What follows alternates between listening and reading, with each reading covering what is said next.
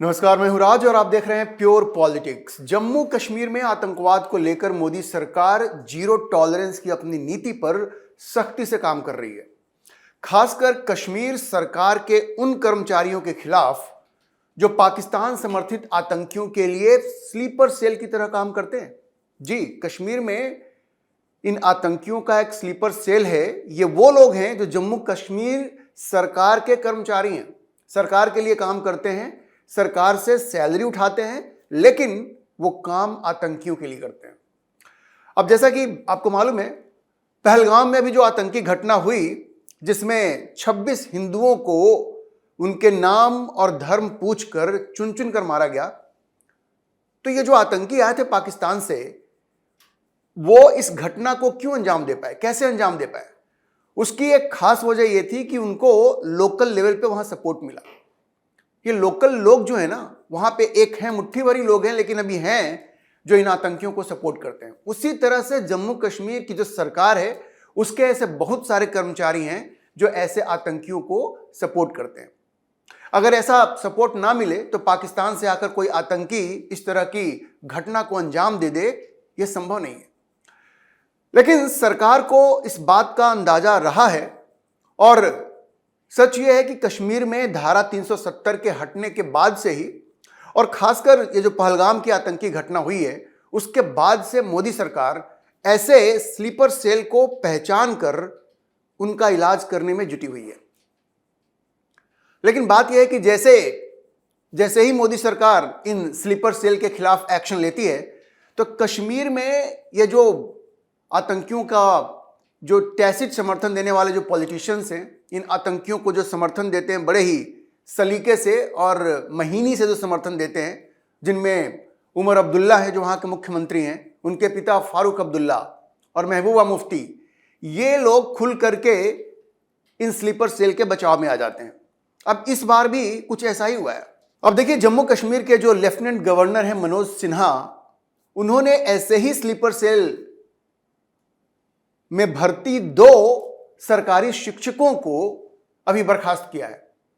सरकारी शिक्षक हैं, आप समझिए, गवर्नमेंट टीचर्स हैं, और काम किसके लिए करते हैं?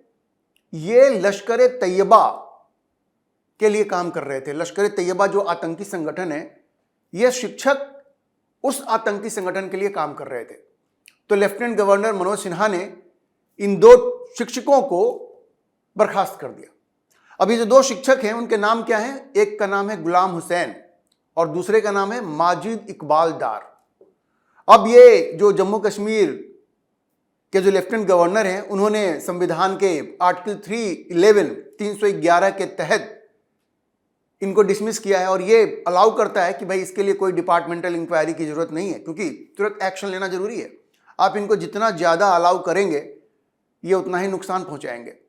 अब देखिए, ये जो 2 शिक्षक हैं, वहां के अधिकारियों का ये कहना है कि वे लश्कर तैयबा के लिए ओवरग्राउंड वर्कर्स की तरह काम कर रहे थे। एक होता है ना, एक अंडरग्राउंड काम करता है और एक ओवरग्राउंड काम करता है। तो ये लोग ओवरग्राउंड बिल्कुल खुले में घूम रहे थे, सरकारी सेवा में थे, दफ्तर जाते थे, और करते क्या थे?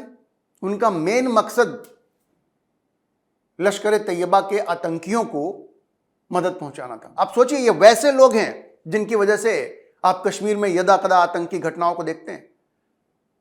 सरकारी कर्मचारी के वेश में छिप करके ये कश्मीर में आतंकी घटनाओं को बढ़ावा देते हैं, और ऐसे लोगों की इस बार पहचान करके, मैं अभी आपको बताऊंगा कि ये कोई नई घटना नहीं है। इससे पहले भी कई बार लेफ्टिनेंट गवर्नर ने ऐसा एक्शन लिया है। दरअसल जब से धारा 370 वहां से हटी है, तब से तकरीबन 80 ऐसे कर्मचारियों को डिसमिस किया गया। लेकिन ये तो भी आपने डिसमिस किया है, बहुत सारे ऐसे लोग हैं जिनको पहचानना अभी बाकी है। वो इस देश के दुश्मन हैं, देशद्रोही हैं, और उनको पहचानना बहुत जरूरी है।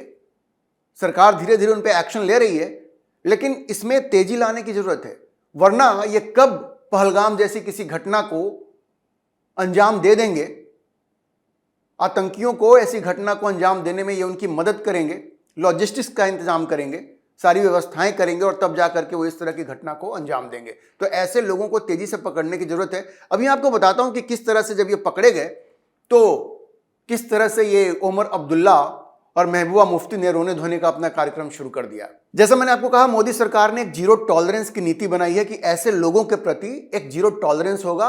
अब विरोध चाहिए उमर अब्दुल्ला जितना भी करें, महबूबा मुफ्ती जितना भी करें, लेकिन सरकार ने मन बनाया हुआ है कि ऐसे लोगों को छोड़ना नहीं है।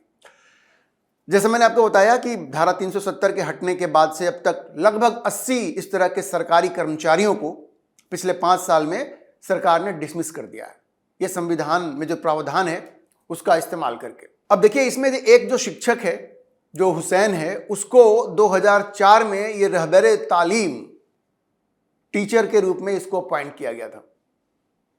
ये 2009 में इसको रेगुलराइज किया गया और उसके बाद जो गवर्नमेंट का जो प्राइमरी स्कूल है कलवा माहौर में, रियासी में जो एक जगह है, वहां पे इसको पदस्थापित किया गया था। इसका काम क्या था?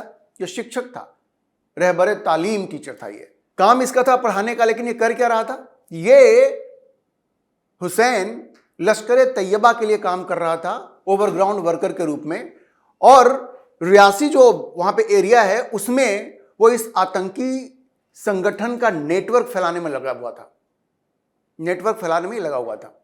ये अरेस्ट भी हुआ 2023 में, ये आप समझ लीजिए। अब जो जानकारी निकल के आ रही है कि ये इस तरह के जो लोग हैं, खास करके ये जो हुसैन है, ऐसा नहीं है कि सिर्फ पैसों के लिए वो इस तरह का काम करता है, नहीं, ऐसा नहीं है। ये रेडिकलाइज्ड लोग हैं, ये इस्लामी जिहाद से प्रेरित लोग हैं और इनकी जो सिंपैथी है, इनकी जो सहानुभूति है, वो इस्लामी आतंकवाद के प्रति है। तो ऐसा नहीं कि किसी ने जाके इनको पैसा दे दिया और कहा कि भाई हमारे लिए ये काम कर दो, हमारे लिए लॉजिस्टिक्स की व्यवस्था कर दो, हमारे लिए सामान की व्यवस्था कर दो आतंकियों के लिए, ऐसा नहीं है। ये सब जिहादी मानसिकता के लोग हैं जो सरकार के अंदर छिपे हुए हैं, सरकारी कर्मचारी बन करके सिर्फ पैसे के लिए काम नहीं करते। कोई पैसे के लिए इस तरह से इतने लोगों का मर्डर नहीं करवा देगा, उनकी हत्या नहीं करवा देगा।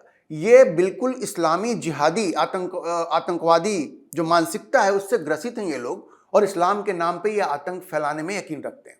तो ये शिक्षक रियासी में इसकी पोस्टिंग थी और ये मतलब समझिए दिन में शिक्षक का काम करता था और बाकी समय जो था ये आतंकी संगठन के लिए नेटवर्क बनाने में लगा हुआ था। यह जो दूसरा जो डार था जिसको डिसमिस किया गया है, वो लेबोरेटरी असिस्टेंट था। 2009 में इसकी बहाली हुई। स्कूल एजुकेशन डिपार्टमेंट ने इसको कंपैशनेट ग्राउंड पे, अनुकंपा के आधार पे जो होता है ना, क्योंकि पहले इसके पिताजी सर्विस में थे, तो उसके बाद जब उनकी मृत्यु हो गई तो इसको नौकरी दी गई 2009 में और इसको बाद में प्रमोट करके इसको भी शिक्षक बना दिया गया 2019 में। ये भी काम कर रहा था ओवरग्राउंड वर्कर के रूप में, किसके? लश्कर तैयबा का। और ये कहां काम कर रहा था? ये रजौरी के इलाके में काम कर रहा था। आपको पता होगा रजौरी एक ऐसा एरिया है जहां पे आतंकवाद धीरे धीरे बढ़ता जा रहा है और पाकिस्तान उसको बड़ा टारगेट कर रहा है। तो वहां पे इस तरह के स्लीपर सेल हैं और इसी स्लीपर सेल में से एक था ये डार, जो फिर से वो दिन में शिक्षक की तरह काम करता था और बाकी समय वो इस तरह का टेरर स्ट्रक्चर वहां पे जो है वो क्रिएट कर रहा था। लश्कर तैयबा के लिए वहां लोगों की भर्ती कर रहा था, लश्कर तैयबा के लिए वहां पे एक स्ट्रक्चर वो क्रिएट कर रहा था। सोचिए कितने खतरनाक लोग हैं, कैसे पकड़ेंगे आप इनको? ये सरकार के अंदर छिपे हुए हैं, दिन में शिक्षक का काम करते हैं और बाकी समय में ये आतंक के लिए तलाश करते हैं कि कौन सा व्यक्ति है जो बतौर आतंकवादी हमें ज्वाइन कर सकता है। पहले उसका ब्रेन वॉश करते हैं इस्लाम के नाम पे और फिर उनको भर्ती करते हैं और फिर ये जो लड़के हैं या जो भी हैं वो लश्कर तैयबा के लिए मरने मारने को तैयार हो जाते हैं। इसके बारे में ये भी कहा जा रहा है कि एक जो लश्कर तैयबा का जो खूंखार आतंकी है मोहम्मद जबार, वो इसके टच में था। ये शिक्षक ये मोहम्मद जबार के टच में था और उसके कहने पे, अच्छा साथ में नार्को वाला काम भी करता था, जो नशीले जो चीज है, नशीली पदार्थ है, उसका भी ये तस्करी करता था जम्मू कश्मीर में। और इन सबों का इस्तेमाल करके लश्कर तैयबा के लिए वहां पे एक ढांचा क्रिएट करने का ये काम कर रहा था। अब देखिए, जैसे ही इनके खिलाफ एक्शन लिया गया, इनके प्रति जो प्यार रखते हैं ना उमर अब्दुल्ला और महबूबा मुफ्ती, उन लोगों ने रोना धोना शुरू कर दिया। अब ये दोनों जो हैं, उमर अब्दुल्ला और महबूबा मुफ्ती, उन्होंने लेफ्टिनेंट गवर्नर के इस एक्शन को, उसकी आलोचना की है। वो कह रहे हैं कि लेफ्टिनेंट गवर्नर ने जो एक्शन लिया ये ठीक नहीं है। भाई ये आतंकवादी लोग हैं, आतंकियों को समर्थन कर रहे हैं, उनके लिए ये चारा खोज रहे हैं और आप कहते हैं ये एक्शन ठीक नहीं है। अब ये जो उमर अब्दुल्ला हैं, जो जम्मू कश्मीर के मुख्यमंत्री हैं, उन्होंने इस बर्खास्तगी की निंदा की है और कहा कि ठीक नहीं है। उन्होंने कहा कि भाई बर्खास्तगी करने का अधिकार कोर्ट को होना चाहिए, आप ऐसे कैसे बर्खास्त कर सकते हैं? ये ठीक नहीं है। अब सोचिए, इसलिए मैं कहता हूं कश्मीर में अगर आतंकवाद है तो वो इसलिए है क्योंकि उमर अब्दुल्ला और महबूबा मुफ्ती जैसे लोग उसको हवा देते हैं। कहने के लिए पॉलिटिशियन है, लेकिन ये अंदर से ये सॉफ्ट सेपरेटिज्म इनके अंदर भरा हुआ है और सॉफ्ट टेररिज्म भी एक तरह से बढ़ावा देते हैं। ये ऐसे आतंकियों को अगर आप समर्थन देते हैं, इस तरह के स्लीपर सेल को आप सपोर्ट करते हैं, तो भाई आप ही तो हवा दे रहे हैं ना, आप ही इसको बढ़ावा दे रहे हैं। ये उमर अब्दुल्ला को समझ में बात नहीं आती। अब उसी तरह से आप देखिए, जो महबूबा मुफ्ती हैं, पीडीपी के जो प्रेसिडेंट हैं, उन्होंने भी इसकी निंदा की और कहा, देखिए वो कहती क्या और कितनी गंदी सोच है उनकी और कितनी जिहादी सोच है। वो कहती हैं कि ये जो किया गया है ये दरअसल मुस्लिमों को डिसएम्पावर करने के लिए, मतलब उनका जो अधिकार है वो उनसे छीनने के लिए, उनको कमजोर करने के लिए एक्शन लिया गया, और खास करके कश्मीरी जो मुसलमान हैं उनको कमजोर करने के लिए। मतलब कश्मीरी जो मुसलमान है वो देशद्रोह में लगेगा, आतंकियों को समर्थन देगा, सरकार से पैसा उठाएगा और काम आतंकियों के लिए करेगा और उसके खिलाफ एक्शन नहीं होगा।